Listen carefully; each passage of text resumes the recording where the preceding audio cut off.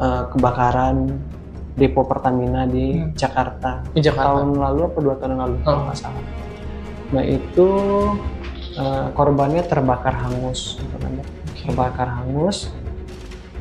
Ketika hangus dan kaku itu pasti, kalau kita lihat bukan pasti, biasanya kalau suhunya itu nggak yang sampai 1000 derajat, kalau cuma sekitar 300 atau 400 derajat itu gigi itu insya Allah masih aman, masih utuh. Jadi ketika kita lihat itu tampak luarnya itu udah hangus terbakar, tapi ketika kita periksa itu giginya masih ada.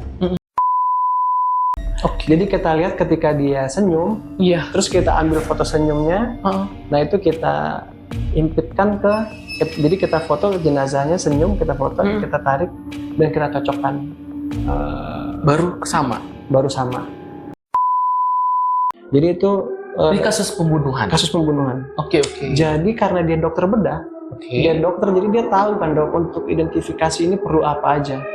Jadi ini orang sampai dia potong bibirnya, dia potong jari-jarinya, sadik jari dihilangin sampai gitu. Pokoknya dihilangin semuanya, sampai dia berpikir mungkin ini nggak akan diketahui ini siapa pembunuhnya. Nah sampailah akhirnya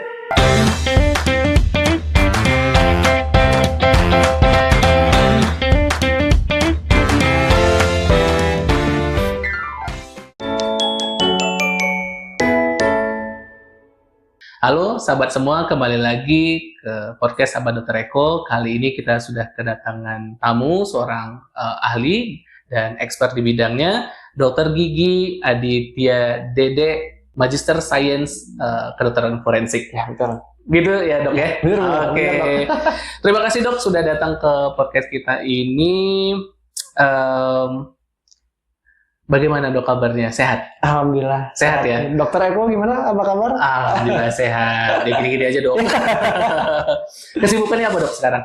Alhamdulillah sekarang itu baru selesai banget nih kuliah di kedokteran gigi forensik. Ya paling sekarang lagi nunggu-nunggu berkasnya selesai.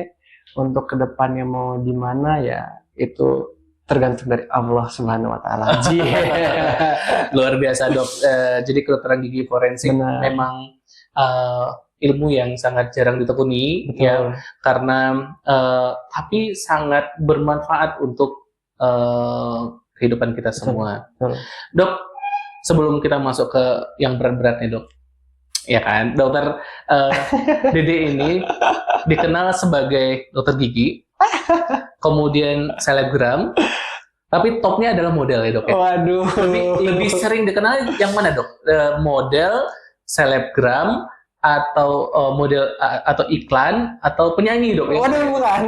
Kayaknya yang model kayaknya. Lebih ke model ya dok ya? Iya benar. Terakhir fashion show dengan ikat itu ya dok? Iya terakhir lumayan ya, ada ikat juga, ada dengan Ivan Gunawan. Iya dan lain-lain lah, pokoknya lumayan. Terakhir itu. Ikat itu kan beliau mengangkat kain tradisional ya, kain ikat, tenun ikat itu. Tenun ikat itu gimana sih dok? Tenun ikat itu apa ya? Jadi kalau tenun ikat ini sepengetahuannya beda ya dok ya. Jadi itu tenun ikat ini berarti memang dia kain-kainnya ini itu diproduksi dari, sebenarnya di kita pun juga ada, tapi biasanya kan kalau yang terkenal itu tenun itu di daerah bagian timur. Bagian timur, nah itu NTB gitu ya. Iya, nah itu dia pakai alatnya juga alat yang sangat tradisional untuk alat tenunnya. Terus juga pewarnanya juga bukan kayak kita yang pakai bahan-bahan kimia tekstil, tapi dia pakai bahan-bahan dari tumbuhan-tumbuhan pewarnanya. Oh, alami. Jadi itu makanya mungkin yang bikin dia mahal karena ya prosesnya itu memang masih otentik. Ya. Dok, Dokter Dede, ini kan kalau kita lihat kesibukannya ya, modeling, kemudian selebgram itu kan tampil di depan masyarakat umum ya, masyarakat banyak. Saya rasa sangat berbanding terbalik dengan profesinya, apalagi mendalami dunia forensik ya kan. Iya benar. Forensik itu kita tahu sangat jauh dari manusia hidup, lebih banyak ke jenazah dan otopsi seperti itu.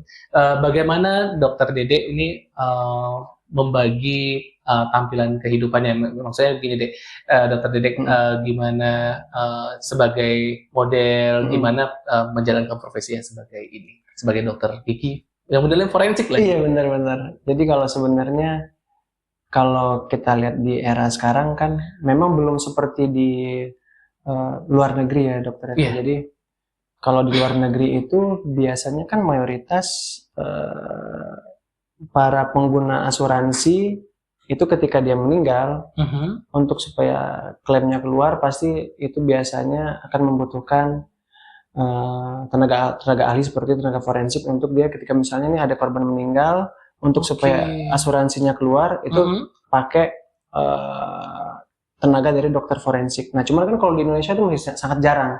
Sehingga kalau kita lihat itu sebenarnya untuk lahan pekerjaan juga nggak terlalu banyak, nggak terlalu sibuk kayak dokter Eko kan sebagai dokter objin pasti kerjanya bukan 9 to 5 atau 8 sampai 4, tapi malah nggak ada ininya ya dok ya, nggak ada privasi untuk waktu privasinya nggak ada kan, kadang tiba-tiba dipanggil jam 2 malam, jam 4 malam. Nah, sedangkan kalau kayak saya lihat itu kalau forensik sekarang ini masih ya pekerjaannya belum sepadat seperti dokter-dokter di luar sana gitu. Jadi ketika saya waktunya nggak sepadat itu ya saya mikir kayaknya saya harus cari kerjaan lain nih gitu kan. Nah kebetulan karena di Jakarta juga sebenarnya waktu itu ketika waktu saya kuliah itu kan kuliah ini butuh biaya yang lumayan ya dokter Eko. Nah ketika itu saya juga waduh ini gimana nih caranya nih, apakah harus nyari, kita laki-laki kan harus mikir ya dokter Eko. Jadi aduh kayaknya saya harus cari nih penghasilan tambahan gitu kan untuk membiayain sekolah. Sama kebetulan kan sekarang juga di rumah udah ada jadi kita, 2 ya dok ya? Alhamdulillah udah 2 dok. Iya. Nah jadi saya mikir otak, wah ngapain ya, alhamdulillah ternyata ada rezeki di dunia modeling. Nah jadi waktu itu cara ngatur waktunya adalah ketika misalnya kebetulan waktu itu pas di tahun pertama, wah itu benar-benar waktu kuliahnya benar-benar padat dan full banget dok. Jadi kita dari pagi udah otopsi, habis itu siangnya baru kelar siang, karena kan kalau otopsi ini prosesnya nggak sebentar kan dok. Lama. Dan pasti kita gantian, misalnya si dokter patologi forensiknya dulu, dokter umum forensik akan kerja dulu, selesai teman sejawat ini bekerja, baru kita yang odontologi forensik masuk ke tahap selanjutnya. Nah itu kita kan ganti-gantian, jadi sehingga otomatis itu waktunya buat kita otopsi aja bisa sampai siang. Nanti habis selesai siang, namanya kayak dulu kita kuliah kan dok ya, pasti kita langsung harus bikin presentasi, slide dan semacamnya lah kan. Nah itu pokoknya sehari itu waktu emang benar-benar buat kuliah. Nah itu selama kurang lebih setahun emang full banget kayak gitu. Nah ketika di tahun kedua itu udah mulai santai. Nah akhirnya saya bisa ngambil itu tuh tadi. Nah kerjaan yang alhamdulillah ada rezekinya di modeling. Akhirnya udah atur waktu aja. Ketika waktu kuliah lagi kosong, kalaupun ternyata dempet ya saya minta tolong sama teman, tolong gantiin. Nah, alhamdulillah teman-teman bantu gitu kan, dokter Eko. Nah untuk sekarang sih ya kebetulan karena alhamdulillah udah selesai kuliahnya, jadi waktu luangnya lebih banyak. Ya sekarang lagi agak dilebihkan di dunia modeling. Karena kan sekarang kita nunggu berkas dulu nih dok. Kayak apa? Ijazah dan lain-lain. Jadi sambil nunggu itu ya daripada nganggur, mendingan modeling gitu. Selain modeling, iklan juga banyak ya dok, saya lihat ya. Iya. Iklan. Alhamdulillah dok. Nah, dokter, ya sebenarnya dokter Dede ingin menampilkan diri itu sebagai apa dok sebenarnya? Sebagai odontologi forensik atau sebagai model, yang paling dominan yang mana sih dok sebenarnya? Sebenarnya sih maunya nanti di kemudian hari lebih pengen menonjolkan ilmu di kedokteran gigi forensik, karena kan memang kalau kita lihat peminat untuk odontologi forensik ini masih mungkin cuma hitungan jari dok. Iya kan dok. dan nggak banyak, se-Indonesia pun nggak banyak dokter odontologi forensik ini. Jadi menurut saya alangkah lebih baik kalau saya bisa bermanfaat di dunia odontologi forensik ini, sehingga sebenarnya kan kalau kita lihat mungkin odontologi forensik ini kayaknya wah dari mana duitnya, nggak ada duitnya gitu. Tapi kalau menurut saya dok, duit itu nggak dari satu pintu aja gitu kan dok. Betul. Pintunya ada banyak gitu kan dok. Selagi kita berusaha sih insya Allah pasti ada aja jalan. Iya betul. Nah, kenapa saya lebih concern di odontologi forensik ini karena kayak apalagi kita kan di Kota Padang ya dok ya. Di Padang ini kalau kita tahu itu rawan tsunami, gempa, longsor, dan sekarang juga banjir lagi banyak-banyaknya kan. Bencana alam ya dok. Bencana alam. Nah, jadi ketika misalnya terjadi bencana alam dok, dan ternyata bencana ini bencana massal yang outputnya itu banyak korban-korban. Nah, ini kan tentu membutuhkan ekspertis di bidang seperti dokter forensik, dokter kedokteran gigi forensik. Nah, ini kalau kita lihat dengan tenaganya yang sangat sedikit, ya saya berharap untuk kedepannya ada teman-teman sejawat dari dokter gigi yang mau melanjutkan kuliahnya di kedokteran gigi forensik. Gitu dok. Baik, luar biasa. Dok, sekarang kita masuk ke ngobrol yang agak berat. Yang lebih berat ya. Dokter Dedek tadi menyinggung tentang asuransi, klaim, kemudian ruang lingkup kedokteran forensik juga diidentifikasi, otopsi tadi. Nah, yang saya pernah baca-baca dok, semua itu berkaitan sangat banyak dengan rekam medis gigi. Betul. Nah, saya sebagai dulunya dokter umum dok sangat mengetahui sangat kecil sekali tentang apa itu sebenarnya rekam medis gigi. Iya betul. Dan apakah semua kita sudah punya rekam medis gigi? Saya rasa belum ya. Belum. Nah, boleh dok dijelaskan tentang rekam medis gigi? Jadi memang kalau sebenarnya kalau yang sesuai dengan standarnya itu adalah rekam medis si dokter gigi ini, dia punya gambar odontogram. Gambar odontogram ini misalnya kayak kita kan gigi itu kalau anak-anak ada 20, kalau orang dewasa itu ada 32. Nah, jadi di situ nanti kita akan bikin misalnya di bagian gigi seri atasnya ada yang berlubang di bagian mesial atau bagian distal. Terus nanti kita lihat gigi gerahamnya ternyata udah dibikinkan prostetik seperti bikin crown gitu kan dok. Nah, itu harus jelas kita catatkan. Tapi kan memang kenyataannya rekam medisnya itu kalau kita lihat kadang kalau teman-teman yang lain itu cuma 1 lembar kan dok. 1 lembar terus udah bikin tulis kita. Tapi ternyata enggak, kalau yang aslinya itu emang benar-benar lengkap beberapa halaman. Nah, dan ini pun berbeda dok rekam medisnya antara rekam medis Kemenkes dan dari ini dok, dari forensik. Bukan dari Polri. Polri. Nah, jadi kalau dari Interpol ini berbeda. Jadi kalau bukan Polri, maaf, Interpol. Jadi kalau misalnya di rekam medis Kemenkes itu, kalau misalnya kayak kemarin ya kalau ini berdasarkan studi sebelumnya yang pernah saya ikuti ya dok. Jadi ketika kayak kemarin itu sempat ada kebakaran depo Pertamina di Jakarta. Tahun lalu apa 2 tahun lalu kalau nggak salah. Nah, itu korbannya terbakar hangus gitu kan. Terbakar hangus. Ketika hangus dan kaku itu pasti kalau kita lihat bukan pasti, biasanya kalau suhunya itu nggak yang sampai 1000 derajat, kalau cuma sekitar 300 atau 400 derajat itu gigi itu insya Allah masih aman, tetap utuh. Jadi ketika kita lihat itu tampak luarnya itu udah hangus terbakar, tapi ketika kita periksa itu giginya masih ada. Nah, kadang ketika sudah seperti itu akan dilimpahkan ke dokter gigi forensik dok, untuk identifikasinya. Nah kan banyak ya dok ya. Misalnya ini kita anggap ada 10 korban gitu kan, yang terbakar hangus. Otomatis pasti kan kita punya gigi itu 32. 32 orang dewasa nih 32 ya. Dan nggak mungkin satu orang itu punya klon gigi yang sama di beberapa orang. Nggak mungkin kan dok? Pasti semuanya orang punya susunan gigi yang berbeda-beda. Klon itu apa dok? Maksudnya satu orang tuh misalnya kayak saya tuh giginya susunannya sama dengan dokter Eko. Pasti berbeda kan dok? Pasti berbeda ya? Pasti berbeda.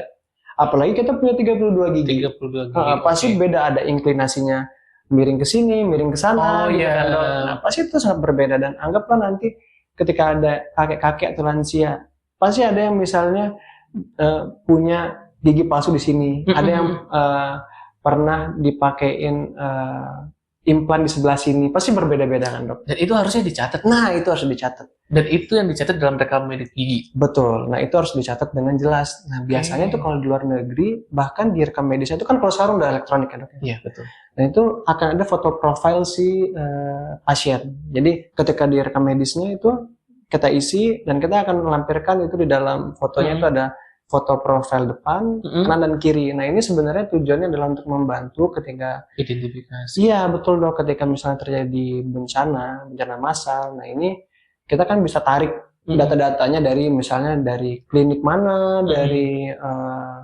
rumah sakit mana gitu kan dok. Kalau misalnya ini kejadiannya adalah close disaster atau bencana yang tertutup, mungkin itu akan lebih gampang untuk mendatanya. Misalnya kalau mohon maaf kebakaran ya? Bukan dok, misalnya pesawat jatuh. Oh, pesawat jatuh itu close disaster? Close disaster karena data-data penumpangnya itu sudah kita dapatkan kan dok. Oh, ada manifestnya. Iya, pasti tiketnya atas nama ini sudah tercatat di maskapai ya kan dok. Tapi kalau sudah open disaster seperti misalnya kayak 2009 ya dok, kita kalau nggak salah yang tsunami itu ya. Iya. Nah itu kan sudah open disaster, jadi nggak jelas tiba-tiba misalnya warga di sini tiba-tiba misalnya sekarang ada di luar kota, itu kan itu open disaster, jadi kita nggak tahu dok data-data ini dari mana aja gitu. Kalau close disaster kan jelas namanya, misalnya penumpang pesawat ada 300 orang misalnya gitu, kan jelas nama-namanya siapa. Tapi kalau sudah open disaster kan itu sangat sulit. Nah dengan open disaster ini makanya dengan adanya rekam medis yang sudah terstandarisasi itu, harapannya itu dapat membantu ketika identifikasi korban-korban yang tidak diketahui identitasnya gitu dok. Oke. Terus bedanya tadi dok yang Kemenkes dengan Polri, dengan Interpol di mana dok? Biasanya itu sebenarnya sama aja dok. Samanya maksudnya karies, misalkan kalau kita karies kan gigi berlubang, tapi itu dia ada di kolom odontogramnya pewarna, kita arsir warna itu berbeda. Oke. Nah, jadi ketika misalnya terjadi bencana massal, kalau misalnya ini ternyata di klinik sahabat ada dokter giginya gitu kan dok, terus ada korban dari yang pernah berobat ke sini gitu kan dok. Nah itu kita bisa tarik datanya. Setelah kita lihat rekam medisnya, itu akan dikonvert ke rekam medis Interpol. Nah jadi nanti ketika dia conference jadi ternyata dok, kayak kemarin itu ketika di kebakaran yang terjadi di Jakarta itu, salah satu cara untuk mencocokkan, mengidentifikasinya itu, ini ternyata tepat nih data antemortem. Jadi kan kalau kita dapat dari data dari klinik-klinik, itu namanya kan data antemortem. Gitu. Iya, tapi pas kita periksa si jenazah atau mayatnya itu kan data-data kita dapat namanya kan postmortem. Jadi kita akan cocokkan data antemortem dan postmortem ini apakah serasi atau tidak. Walaupun misalnya kita lihat ini, dari mukanya nggak hancur tapi masih kelihatan ya, nggak bisa langsung kita adu, ini benar nggak, tetap tidak bisa kita langsung identifikasi ini orangnya, belum bisa, ya, nggak bisa. Jadi memang kita harus periksa semuanya, sampai kayak kemarin itu dok, kita sempat karena mukanya udah habis, itu kalau nggak salah usia anaknya remaja, itu sampai kita lihat di platform TikTok.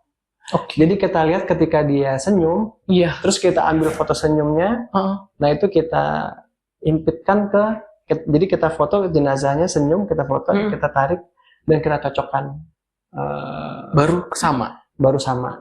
Nah gitu. Jadi macam-macam sebenarnya. Ternyata caranya juga nggak yang itu aja, nggak dari DNA, nggak yang dari sidik jari. Ternyata cara-cara seperti itu pun namanya superimpose.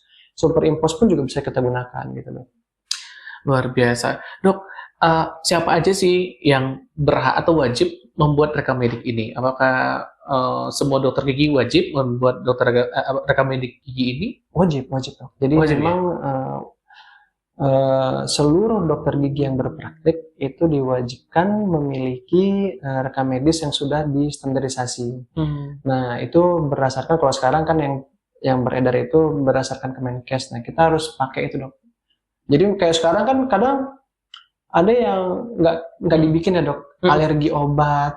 Itu kan penting ya dok ya, Betul, alergi betul, obat. betul. Kadang kayak orang sakit gigi ternyata dia alergi obat golongan penisilin kah? Kita kan nggak tahu ya dok. Ya. Betul. Nah, kadang kalau yang hanya selembar ini kita mau catat di mana gitu kan dok. Jadi memang ada lembaran-lembaran yang mencatatkan itu semua gitu dok. Oke.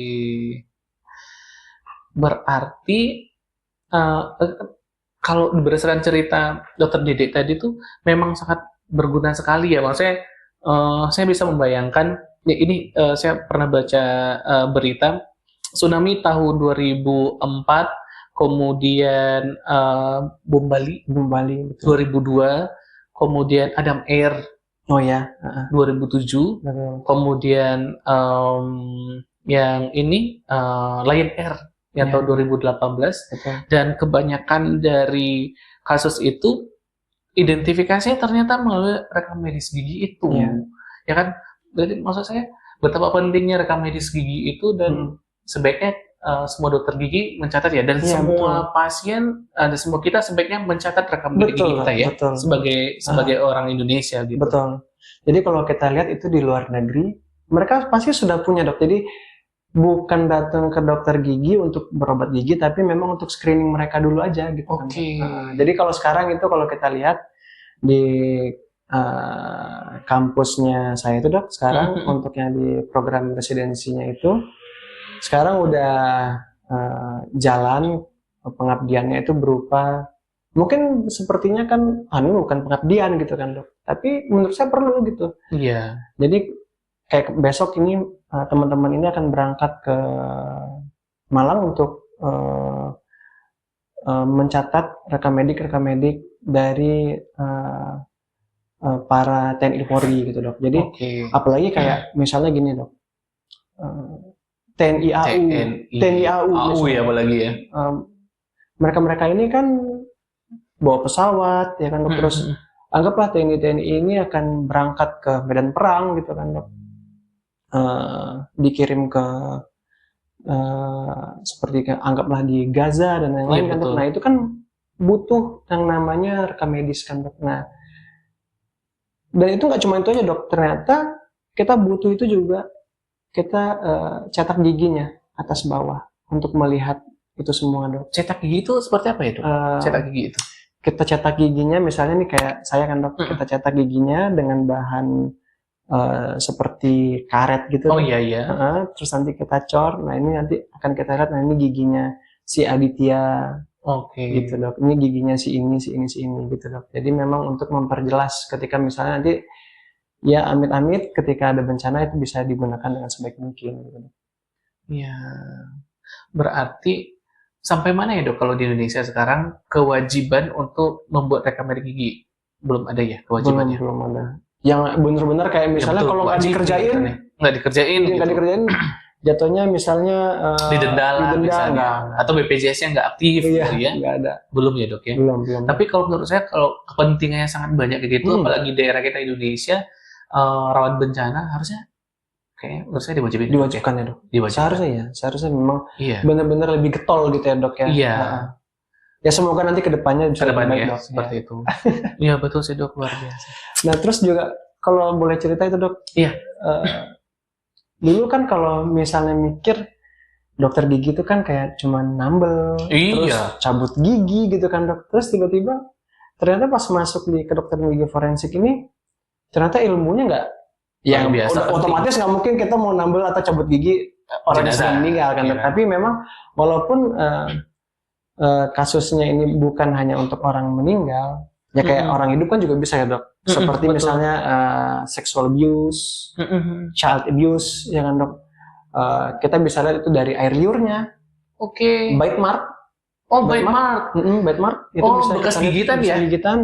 Apakah itu bite mark dari si, kalau kita lihat misalnya sexual abuse, apakah si korban yang menggigit si pelaku perkosaan misalnya gitu kan dok. Nah itu kita bisa lihat nanti. Atau kebalikannya? Atau kebalikannya itu kita bisa lihat untuk sebenarnya walaupun itu sudah jelas tapi itu kan dibutuhkan untuk dihukum di dalam aspek hukum itu diperlukan, apakah itu nanti memberatkan si pelaku atau bagaimana gitu kan dok. Nah terus kita bisa lihat dari bite mark ini ternyata kalau dulu kita mikir digigit manusia, ternyata enggak dok, ternyata sekarang itu malah banyak macam-macam gigitan yang mirip dengan gigi manusia gitu kan dok. Nah jadi ternyata belajarnya kita nggak cuma manusia, sampai hewan-hewan pun kita juga belajar gitu, gigitan monyet, gigitan kucing, gigitan anjing gitu kan dok. Nah itu kita juga belajar. Ternyata setelah masuk, kayak kemarin itu saya penelitiannya adalah tentang rekonstruksi wajah dok. Rekonstruksi wajah? Makanya kan mikirnya kok gigi kok bisa rekonstruksi wajah gitu. Gimana ceritanya itu? Dan malah ini ketika penelitiannya saya itu menghitung jarak antara posisi ujung hidung, usia remaja dan usia anak-anak, malah dan dari tadinya awalnya gigi kok malah nyampenya ke hidung gitu kan dok. Jadi ternyata kalau dalam masuk forensik ini kita dapat pembelajaran baru yaitu kraniofasial dok. Jadi kita dapat lingkup yang baru, kraniofasial. Jadi kayak misalnya ketika kita otopsi, kita kan kalau kita otopsi kita buka kulit kepalanya kan dok, kita potong kraniumnya kan kita bisa lihat ada sutura-suturanya kan dok. Betul. Nah itu kita juga bantu hitung untuk estimasi usia dari sutura gitu kan dok. Dan ternyata kayak kemarin itu, ternyata kok bisa sampai penelitiannya di rekonstruksi wajah. Jadi kok ternyata saya penasaran dok, rekonstruksi wajah gimana ya dok ceritanya dari susunan gigi ke rekonstruksi wajah, gimana dok? Boleh dok. Jadi sebenarnya kalau untuk identifikasi yang secara visual itu kan ada. Ini mohon maaf nih kalau misalnya ternyata ada ilmu yang lebih baru ya dok ya. Ada apa? Ada ilmu yang lebih baru gitu. Tapi iya. kalau yang kemarin itu sempat saya baca, kan ada dua. Untuk ilmu pengenalan identifikasi wajah ini ada dua. Ada yang caranya adalah dengan cara superimpose dan forensic facial reconstruction.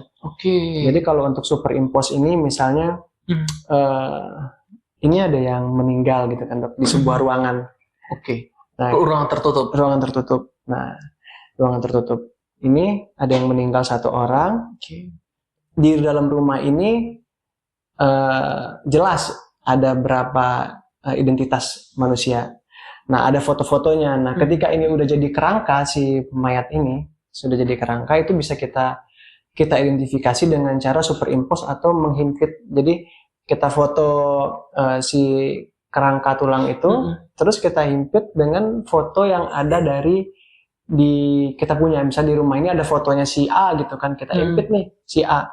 Oh ternyata bukan, ternyata beda ini dari pas kita himpit, ternyata misalnya nggak sejajar gitu, rahangnya nggak sama. Terus kita himpit dengan foto yang si B. Oh ternyata yang si B ini yang meninggal gitu. Nah itu yang superimpose. Tapi kalau yang rekonstruksi wajah itu emang kita benar-benar nggak tahu sama sekali. Nah ini dok kalau kita boleh cerita, ini ceritanya dulu yang waktu yang superimpose ini.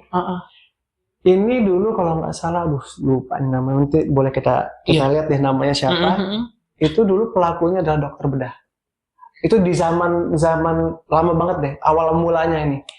Jadi itu ini kasus pembunuhan. Oke. Jadi karena dia dokter bedah, dia dokter, jadi dia tahu kan dok untuk identifikasi ini perlu apa aja. Jadi ini orang sampai dia potong bibirnya, dia potong jari-jarinya, sadik jari dihilangin sampai gitu. Pokoknya dihilangin semuanya, sampai dia berpikir mungkin ini nggak akan diketahui ini siapa pembunuhnya. Nah sampailah akhirnya cara superimpose ini ditemukan gitu dok. Nah ternyata superimpose ini di dunia forensik ya. Jadi forensik ini bukan pekerjaan yang kita bisa show off sendiri kerja gitu kan dok. Bareng tim betul dok. Jadi kalau forensik ini ada odontologi forensik, ada forensik patologi, ada di bagian anatomi, ya kan dok. Terus ada dari teknisi otopsinya juga. Kita kan nggak mungkin juga bisa kerjain sendiri semuanya kan dok. Nah, memang walaupun mau bagaimanapun ternyata, dan ada juga arkeolog forensik tuh. Arkeolog, entomolog. Makanya Iya kan? banyak kan dok. Jadi nggak cuma yang kita pikir yang kerja cuma dokter. Enggak. Iya. Ternyata banyak. Ahli serangga juga ya? Iya benar dok. Ahli serangga juga. Iya, ahli serangga juga. Iya. Kalau nggak salah itu di luar negeri ahli serangga ini malah luar biasa. Iya. Ininya. Salary-nya bahkan luar biasa. Jadi forensik tapi malah dia penjurusannya di bagian serangga. Jadi dia tahu misalnya gara-gara apa serangga. Kan banyak kan dok ya yang aneh-aneh seperti itu. Ahli serangga kita gajinya berapa ya? Luar biasa dok. Nah terus sekarang juga psikologi forensik juga ada. Oh iya, psikologi forensik juga ada. Jadi yang kayak kasus Mirna ya? Benar. Nah terus itulah awal mula mungkin dia pikir si dokter ini aman, dia merasa dia nggak akan diketahui ini siapa pembunuhnya. Dia dokter bedah nih soalnya. Dokter bedah, karena dia pasti mikir tahu kan, motong-motong gimana ya.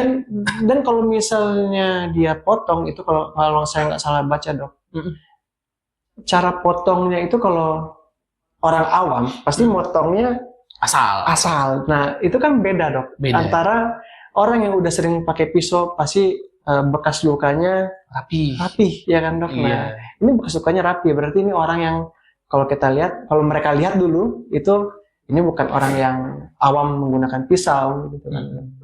Ini pasti orang yang sudah ahli di bagian pisau-pisau nih. Nah akhirnya sampailah itu didapatkan kalau pembunuhnya adalah si dokter itu. Nah itu kalau yang superimpos. Oke, kalau sekarang ini yang rekonstruksi wajah. Jadi rekonstruksi wajah ini bisa kita lakukan kalau misalnya kita nih udah jadi kerangka nih dok. Kita ada kerangka kita temukan misalnya di hutan. Bisa nih cek DNA. Iya kalau misalnya kita bisa cek DNA tapi kita mau compare ke siapa kan dok? Iya kan dok. Memang bisa kita ambil cek DNA tapi kita mau compare-nya ke siapa? Ya kan nggak mungkin kita mau ambil sampel acak buat nyocokin DNA-nya. Berapa biayanya ya kan? Biayanya kan dok. Iya.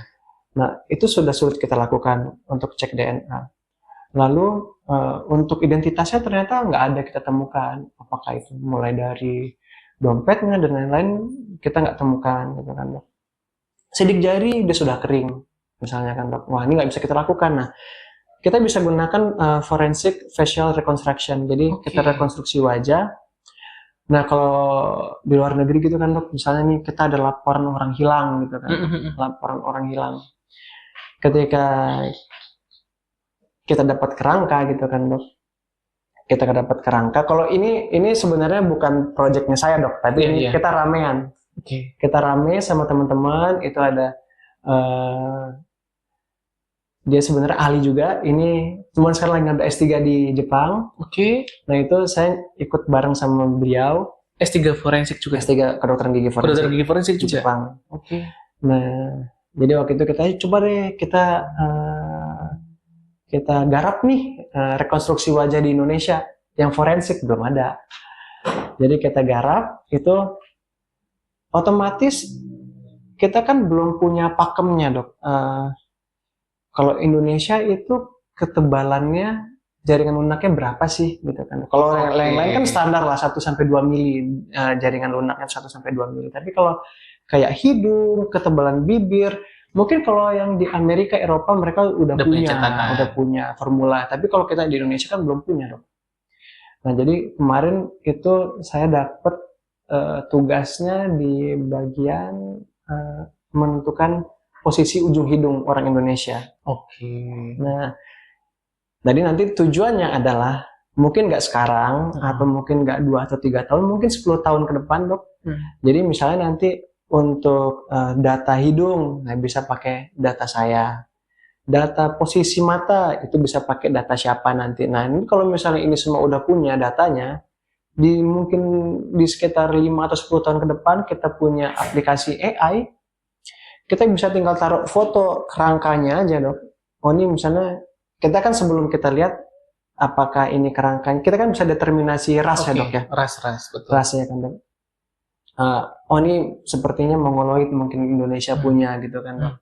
dari giginya mungkin juga kelihatan gitu kan, mungkin Indonesia punya, kita foto, setelah kita foto itu kita masukkan ke software dengan harapan nanti ketika di software itu, kalau sekarang kan zaman-zaman, bukan sekarang, yang sebelumnya kan di bagian kepolisian kan capek ya dok, kita harus gambar, menggambar gitu ya, gitu kan dok. Terus kalau misalnya tiba-tiba bilang rambutnya bukan keriting nih, lurus, dihapus lagi, bikin gambar baru. Nah kalau dengan adanya software ini kan pasti harapannya akan lebih mempermudah si penyidik untuk mencari tahu nih, ini si korban yang hilang ini nih, nah gitu. Oh saya paham dok, berarti nanti semacam bank data ya? Bank data, betul. Seperti bank data, kemudian orang Indonesia rata-rata seperti apa sih? Iya. Kemudian kalau ditemukan kerangka, ini orang Indonesia nih, dicocokkan dengan data yang kita punya. Nanti kita akan bisa keluarkan tampilannya, ketika misalnya dengan, kalau udah berupa kerangka kan kita nggak bisa lihat ya dok warna kulitnya apa kan dok. Betul. Kita kan kalau udah ada software lebih enak, kita bisa bikin kulitnya misalnya sawo matang, kulitnya putih, seperti itu kan dok. Terus kita bisa bikin, karena kalau rambut juga pasti udah otomatis habis kan. Kita bisa bikin misalnya rambutnya bergelombang, rambutnya lurus, rambutnya panjang. Nah ini nanti kita bisa lampirkan ketika misalnya ada data kehilangan orang, itu kita akan bisa tampilkan dok. Jadi kita nggak menampilkan satu bentuk aja. Jadi misalnya kerangka yang ini kita ada beberapa opsi. Karena rekonstruksi wajah ini nggak serta-merta itu 100% pasti orangnya. Karena dia kan hanya memberikan kemungkinan. Nah, jadi kita akan berikan beberapa opsi. Nah, ketika misalnya anggaplah saya merasa ada keluarga saya yang hilang, ketika saya lihat, ini sepertinya keluarga saya, nah kita bisa melapor, nah seperti itu. Luar biasa, ternyata luas sekali ya, sahabatnya, ruang lingkup kedokter gigi forensik itu, identifikasi korban, kemudian tadi untuk menentukan kasus kriminal ya, seperti bite mark tadi ya, kasus gigitan tadi, kemudian rekonstruksi wajah. Kemudian saya dengar juga tentang ini ya dok ya, menyelesaikan masalah hukum ya. Iya betul. Masalah hukum gimana tuh dok biasanya kalau peran kedokteran forensik, kedokter gigi forensik untuk menyelesaikan masalah hukum gitu? Saksi ahli ya mungkin.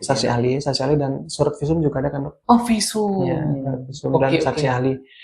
Nah memang karena ini mungkin masih baru ya dok ya, kita di kedokteran gigi forensik ya, pasti nanti harapannya di kemudian hari itu para teman-teman odontologi forensik ini, bukan saya tapi orang lain mungkin kan dok, punya ilmu di bagian seperti medico legal seperti itu juga. Medico legal ya. Kasus malpraktis mungkin juga ya. Malpraktis di kedokteran gigi. Atau visum ya, kalau misalnya kepolisian memintakan visum yang berhubungan dengan gigi, karena kan selama ini kan itu yang mengeluarkan adalah dokter patologi forensik kan dok. Iya. Ya. Nah, mungkin nanti ke depannya, kalau sekarang itu kita udah sempat teman-teman yang residensi sudah sempat belajar itu bagaimana visum dan sidang seperti apa gitu kan dok. Lalu juga sudah dilibatkan misalnya ketika bencana-bencana massal, itu bagaimana kita menghandle, karena kan ternyata menghandle itu juga nggak segampang itu dok. Ternyata ketika kita berhadapan dengan kasus-kasus seperti itu dok, yang bencana massal itu orang nganturnya udah luar biasa. Iya, keluarga ya kan? Keluarga ya kan dok. Dan bedanya kan kalau kita mau nginep di hotel itu kita happy gitu kan. Kita mau nginep keluar kota liburan itu happy. Tapi kalau kita ini udah nginep di tempat yang seperti itu dok, dengan situasi hati yang tidak baik, pasti itu memang udah luar biasa. Saya aja kalau udah ngeliat itu dari ketika keluarga datang tuh udah nangis-nangis, udah luar biasa deh pokoknya teman-teman yang berada di garda terdepan untuk hal yang seperti itu. Nah, itu juga dok yang ingin saya tanyakan sebenarnya, suka dukanya dok mendalami kedokter gigi forensik ya dok, selain harus mengalami kejadian-kejadian yang nggak enak ya dok sebenarnya gitu, apalagi dok suka dukanya? Kalau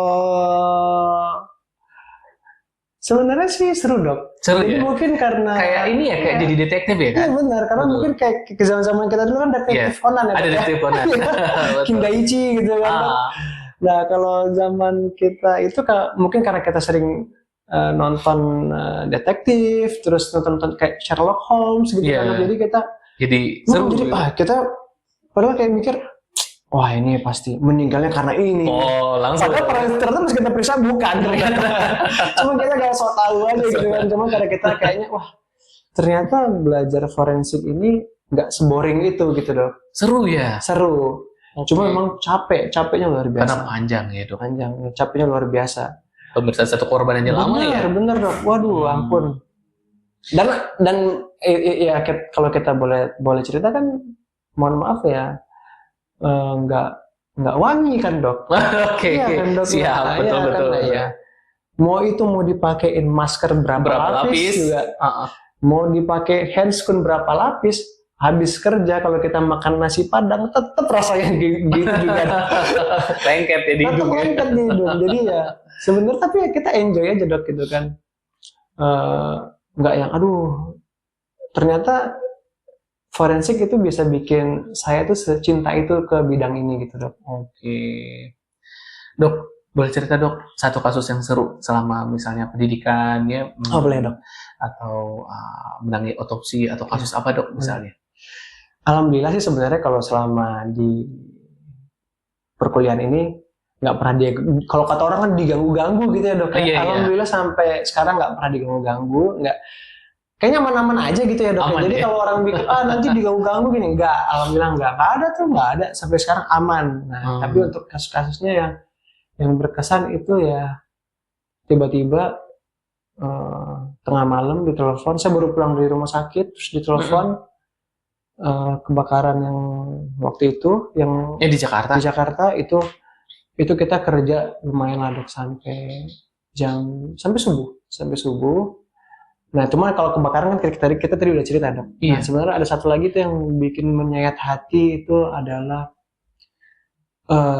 bukan aborsi tapi bayi baru lahir itu dibunuh. Bayi baru lahir dibunuh. Nah, kan kayak dokter Eko kan sebagai dokter obgyn itu mendelivery anak ya dok ya. Susah ya kan. Oh luar biasa kan dok, dan kita tahu ya dok ya banyak orang tua di luar sana yang pengen anak dan menghabiskan duit sampai ratusan juta bayi tabung kan. Tabung kan dok. Nah ternyata di luar sana itu sempat saya tuh lagi sebenarnya waktu itu udah sore dok. Jadi waktu itu udah nggak pakai baju dinas lagi lah. Pakai baju kaos doang, terus tiba-tiba ada korban anak bayi. Nah kebetulan saya belum pernah dapat kasus bayi. Bayi. Saya dapat kasus bayi itu, wah itu, ya apalagi kan kayak saya kan baru waktu itu tahun 2022. Itu saya baru punya bayi juga. Iya lagi punya bayi kan dok. Jadi saya mikir ya Allah ini kok. Sedangkan ini aja anak saya demam aja. Stresnya paniknya minta ampun, ya kan? Nggak tahu udah blank pokoknya. Padahal ya biar demam juga hal biasa sebenarnya kan. Tapi kita sebagai orang tuanya anak demam itu luar biasa pusing. Nah ini saya ngeliat dan itu dok kalau boleh cerita itu ini anak ditaruh di dalam kardus, di rel kereta api. Di rel kereta api. Jadi si petugas membawa si korban ini ke RCM gitu kan. Nah itu pertama kali saya ngeliat ya Allah kok ada orang setega ini gitu, jahat banget gitu kan. Terus kita lihat ternyata ada bekas memar dok. Jadi kalau kita bekas memarnya itu ada di sini ada biru sedikit. Di sini bayinya? Iya di sini juga. Jadi kita kan sebenarnya kita nggak bisa bilang ini matinya karena apa dok. Tapi kalau mungkin kalau kita lihat ya seperti kayak kita tekan supaya dia nggak bernafas kan dok. Oke, seperti ini. Jadi kayak ada tekanan kan dok. Nah jadi saya sempat nanya itu dok ke dokter Jaya namanya, ahli forensik. Saya nanya itu ke beliau, ke dosen saya, dok kenapa ya dok kok bisa ada orang sejahat ini gitu dong.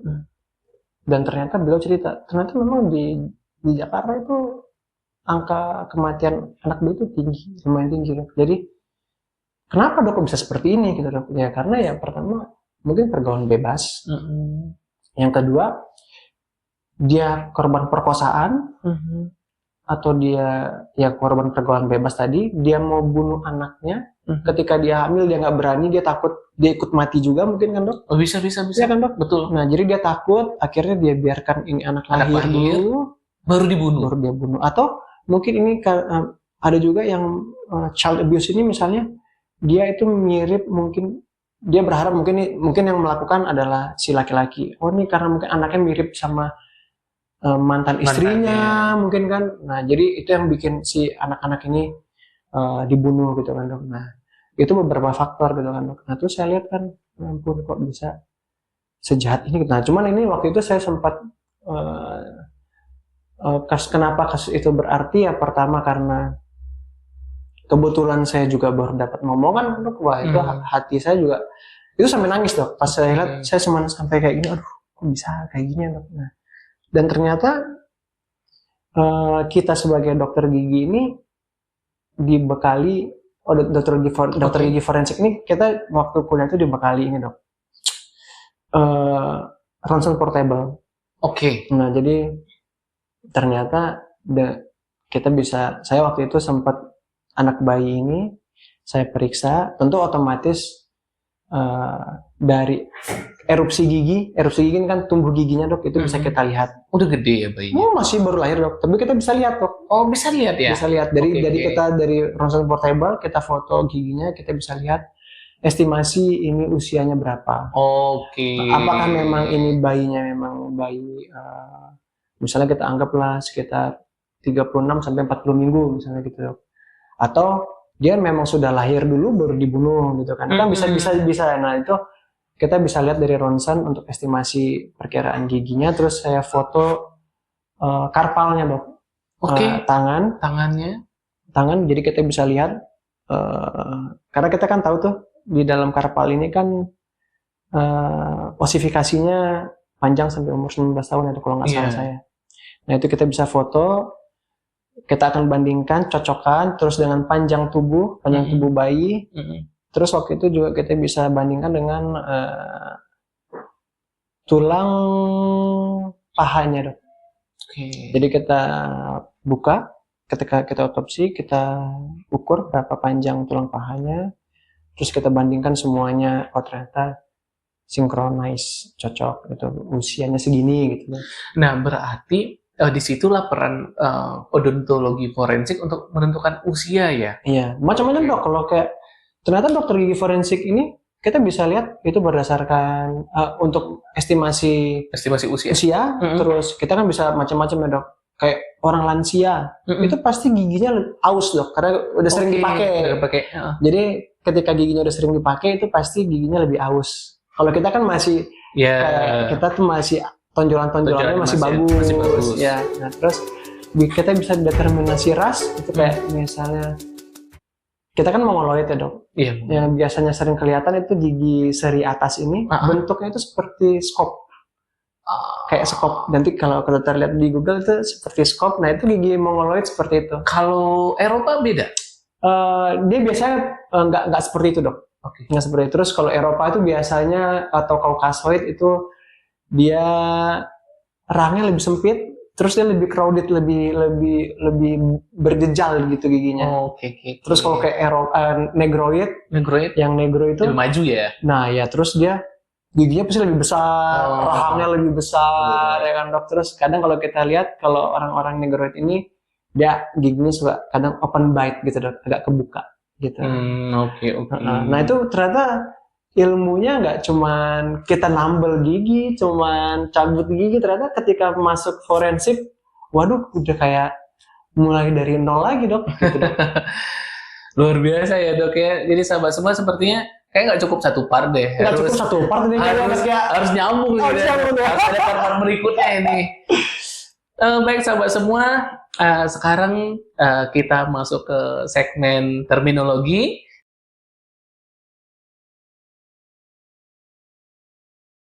Nanti Dokter Gigi Aditya Dede akan menyampaikan 2 terminologi, dan di mana nanti sahabat bisa menulis di kolom komentar jawaban dari pertanyaan Dokter Gigi Aditya Dede nanti.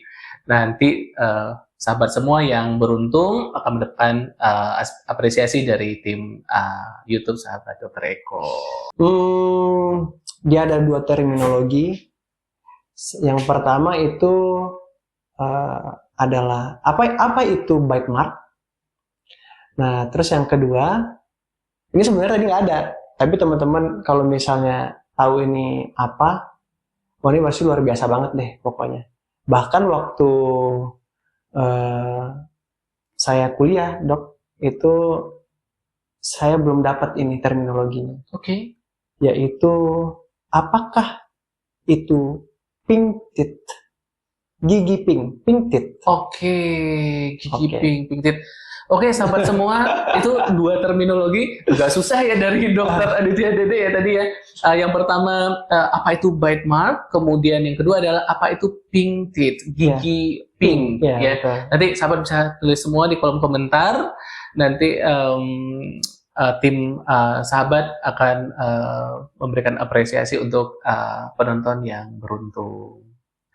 Baik, Dok, saya jujur ini sangat membuka wawasan saya tentang bagaimana odontologi forensik. Mungkin bisa disampaikan Dok harapannya atau hope-nya kepada pemegang kebijakan kita atau kepada masyarakat kita dalam last statement, Dok. Baik, Dok, terima kasih. Harapan saya sih, Dok, sebenarnya nggak muluk-muluk. Karena kita tahu ya Kota Padang ini kan bang bencana, Dok. Betul. Rawan gempa, rawan tsunami, bencananya juga seperti longsor, kemarin kan ada banjir juga gitu kan, Dok. Jadi saya berharap kita ini kan bang bencana. Saya sih berharapnya itu pemerintah lebih aware dengan seperti mitigasi bencana. Oke. Nah, salah satu caranya adalah bagaimana cara kita punya data rekam medis yang mumpuni, Dok. Nah, mungkin nanti kan kita di Padang ini punya 2 fakultas kedokteran gigi ya, Dok. Oke, Unan dan Baitur Rahma. Nah, saya berharap kedua universitas ini berkontribusi di kedokteran gigi forensik. Salah satunya adalah dengan cara memperbaiki catatan rekam medis. Karena kita tahu tadi ya, Dok, ya, rekam medis ini kan berbeda antara rekam medis Kemenkes dan rekam medis Interpol, gitu kan, Dok. Ketika bencana massal itu yang dipakai adalah rekam medis Interpol, gitu kan, Dok. Jadi alangkah lebih baiknya ketika universitas ini punya rekam medis Interpol dan data-data ini kita akan sinkronkan kerjasama dengan dinas kesehatan sehingga ketika ada bencana nggak terlalu susah atau mulai dari nol untuk mencari data antemortem seperti itu, Dok. Baik, sangat luar biasa last statement dari Dokter Gigi Aditya Dede. Tidak harus saya simpulkan lagi, sangat bermanfaat semuanya apa yang disampaikan oleh Dokter Gigi Dede tadi. Dan terima kasih, Dok, sama-sama sudah datang ke podcast kita dengan segala informasi yang sangat bermanfaat. Mungkin kita akan sambung di part berikutnya, Dok, ya. Siap. Tadi kita bikin janjian lagi. Boleh, siap. Oke. Sampai jumpa. Sampai jumpa.